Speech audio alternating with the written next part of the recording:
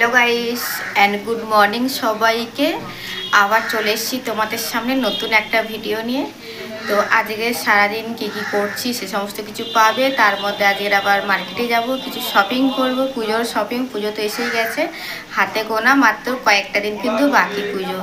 তো শপিং করতে যাব। আর বাড়িতে মা আছে, তো এখন মা কিন্তু ঘুমাচ্ছে, আমি বেরিয়ে পড়েছি। তো গিয়ে আবার মার খাবার দাবারের ব্যবস্থা করব। তো চলো বন্ধুরা, তোমরা সঙ্গে থাকো, দেখতে থাকো। এখন ব্রেকফাস্ট করা হচ্ছে, আর ব্রেকফাস্টে আছে লুচি আর আলুর দম। তো এটাই এখন ব্রেকফাস্ট। তো হাজব্যান্ডকে দিলাম খেতে, তারপরে বাবুকে দেবো, বাবুও খাবে, আর তারপরে আমি খাবো। আর আজকের আবার কিছু রেসিপি আছে তোমাদের সঙ্গে, যেটা শেয়ার করব। আলুর দম আর লুচিটা হচ্ছে রাতে বানানো হয়েছিল, আর এখন কিন্তু শুধু লুচিটা বানানো হলো। রাতে যে আলুর দম লুচি বানানো হয়েছিল সেটা তো রাতে খেয়েছিলাম, আর আলুর দমটা ছিল এই যে এতটা আছে। তো এখন শুধু লুচি বানিয়ে নিলে কিন্তু আমাদের ব্রেকফাস্টে হয়ে যাবে, আলুর দম আর বানাতে লাগবে না। তো রাতের লুচি আছে 2-3 পিস মতো আছে, কিন্তু এটা তো আর আমাদের হবে না। তো ওই জন্য সকালে কিন্তু গরম গরম লুচি বানিয়ে ব্রেকফাস্ট একদম জমে যাবে।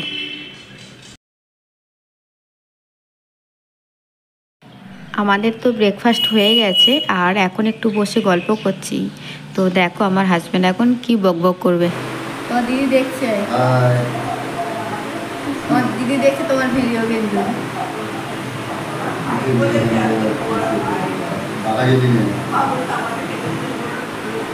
বলো, দিদি বাড়ি গিয়ে খাসি মাংস খাবো, দিদি বাড়ি গিয়ে কুত্তার জাম খাবো। আমি বলছি ক্যামেরা অন আছে, যা ইচ্ছা আছে বলো। তো ওই জন্য ওনার যা ইচ্ছা মনে হচ্ছে মানে সেটাই বলে দিচ্ছে ক্যামেরার সামনে। চিঠি আমাকে পিসিমশাই বলে না। তোমার দিদি দেখছে কিন্তু তোমাকে, বলো কি বলে বলে দাও।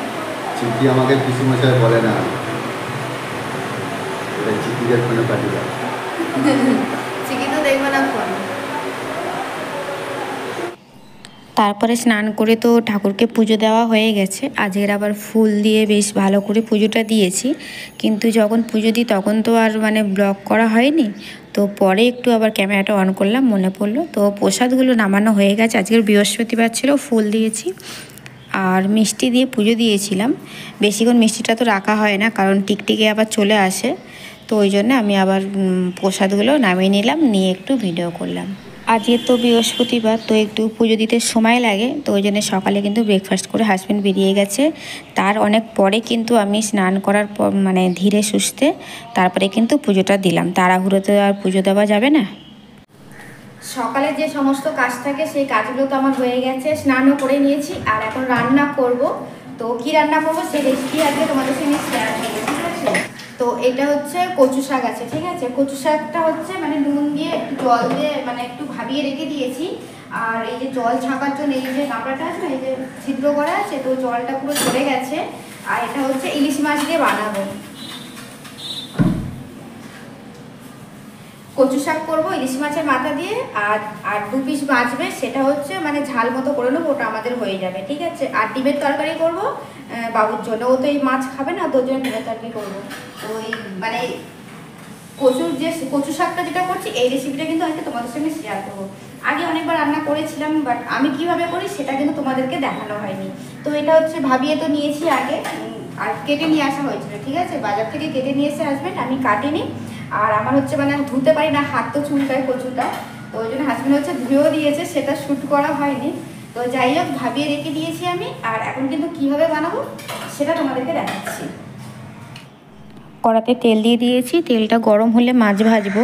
আর তেলটা দেখো একদম কিন্তু অল্প দিয়েছি, কারণ হচ্ছে ইলিশ মাছটা যখন দেবো মাছ থেকে তো তেল উঠবে। তো আজকে 2 পিস মাছ আছে, আর এই তেলটা আজকে আর কেউ খাওয়া হবে না। তো এই তেলটার মধ্যেই কিন্তু মাছ ভেজে মাছের তরকারিটা বানিয়ে নেব। তো 2 পিস মাছ হচ্ছে ঝাল করব, আর 1 পিস যে মাথাটা আছে ওটা হচ্ছে ওই কচু শাকটা বানাবো। আগের দিন ইলিশ মাছ বানিয়েছিলাম, তার থেকে এই কয়েকটা বেঁচে আছে।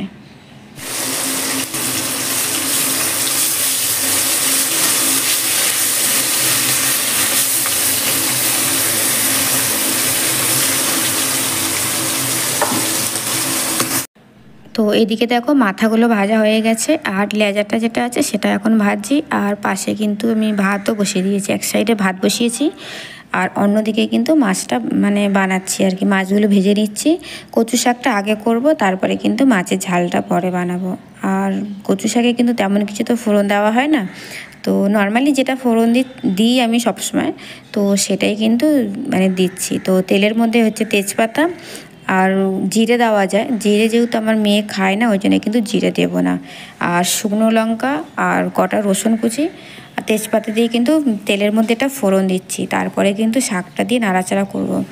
আর মাথাটা কিন্তু তেলের মধ্যে দিলে দেওয়া যায়, কিন্তু মাথাটা আমি তেলের মধ্যে দিই না, তার কারণ হচ্ছে মাথাটা যখন ভাঙা হয় না তখন খুব অসুবিধা হয়, মানে চট করে ওটা ভাঙে না। ওই জন্য কচু শাকটা দিয়ে আগে তেলে নাড়াচাড়া করি, তার মধ্যে আমি মাথাটা দিই। তাহলে কী হয় বলো তো, ঢাকা দিয়ে যে রেখে দিই না, মাথাটা একটু ভেজা ভেজা মতো হয়ে যায়, তাহলে ভাঙতে ওটা সুবিধা হয়। তো এদিকে দেখো ফোড়ন দেওয়া হয়ে গেছে, ফোড়নটা কিন্তু ভাজা হয়ে গেছে তেলের মধ্যে, তারপরে কিন্তু আমি কচু শাকটা দিয়ে দিলাম। আর নুন আমি দেবো একদমই সামান্য, অল্প একটু নুন দেবো, কারণ ভাবানোর সময় আমি নুন দিয়েছিলাম। আর কচু শাকটা তো দেখতে যতটা ততটা তো থাকে না, তার থেকে অনেক পরিমাণে কিন্তু কমে যায়। আর এখন কিন্তু আমি এই মাথাটা দিয়ে দিলাম, আর কচু শাকটা দিয়ে বেশ কিছুক্ষণ ঢাকা দিয়ে রেখে দেবো, দিলে ওটা একটু মানে নরম হয়ে যাবে, তাহলে ভাঙতে ওটা সুবিধা হবে। তো ওই জন্য কচু শাকটা দিয়ে ঢাকা দিয়ে রেখে দেবো। পুঁই শাক যখন মানে তখনও কিন্তু আগে আমি তেলের মধ্যে তো ভেজে নিচ্ছি গোটা, তারপরে কিন্তু শাকের মধ্যে দিয়ে এইভাবে মানে মাথাটাকে মিক্সড করে নিই। কচু শাকটা যখন ভাবিয়ে নিয়েছিলাম, এই কড়াটার মধ্যে পুরো এক কড়া ভর্তি হয়ে গেছিলো, ঢাকা দেওয়া যাচ্ছিল না। তো তারপরে যখন কচু শাকটা সিদ্ধ হয়ে গেল, জল ঝরে গেল, একদম অল্প হয়ে গেছে। আর এটা যখন এই যে নাড়াচাড়া করে আরেকটু যে জল আছে ওটা যখন পুরো শুকিয়ে যাবে, পুরো কমপ্লিট হবে যখন কচু শাকটা, তখন কিন্তু আরও একটু কমে যাবে।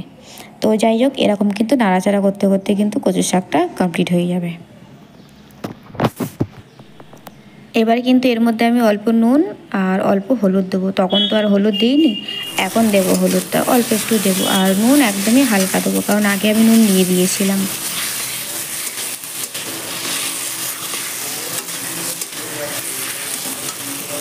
কচু শাকটা আমার কমপ্লিট হয়ে গেছে। এবার কিন্তু আবার বিকালে তোমাদের সঙ্গে দেখা হচ্ছে। এখন খাওয়া দাওয়া করে নিই, রেস্ট করবো, বিকালে আবার তোমাদের সামনে আসছি। এখন বিকাল টাইমটা, তো বাড়িতে আছি আমি এখন, আর মার সাথে একটু বসে গল্প করছিলাম। আর এই যে সকালে যে মিষ্টি ছিল না, যে পুজো দিয়েছিলাম, তো সেই মিষ্টিটাই আনা হয় একেবারেই বেশি করে। তো সেই মিষ্টি এখন মা বসে খাচ্ছে। মা চাটা আগে খাওয়া হয়ে গেছে, মা বিকালে কিন্তু আগে চা খায়, মার আবার চায়ের নেশা আছে, সকালে বিকালে 2 টাইম খায় চা। যেমন আমরা খাই না চা, আমি খাই না, আমার অতটা নেশা নেই। তো মা চা খাওয়া হয়ে গেছে, আর এখন কিন্তু একটু মিষ্টি খাচ্ছে। আর এখন আবার মার ফোন আসলো, মা একটু কথা বলছে, আর আমিও মানে হাজব্যান্ডকে ফোন করে আবার বলে দিলাম কিছু খাবার নিয়ে আসতে। মা আছে এখন, মা বাড়িতে থাকলে তো সব রকম খাবার খাওয়া হয় না, ওই ভাত তরকারি রুটি ছাড়া কিছু হয় না সেরকম। তো ওই জন্য হাজব্যান্ডকে বলেছি যে কিছু খাবার নিয়ে আসতে। আর আমাদের যে কালিকাপুরে না, তো আমাদের অফিসের কাছেই দোকানটা, খুব ভালো বানায়, চাউমিন হোক রোল হোক খুব ভালো বানায়। আর আমার মা হচ্ছে চাউমিনটা খেতে ভালোবাসে, তো ওইখান থেকেই এগ চাউমিন আনা হয়েছে। তো এখন সবাই খাচ্ছি, মা খাচ্ছে, আমরা সবাই খাচ্ছি।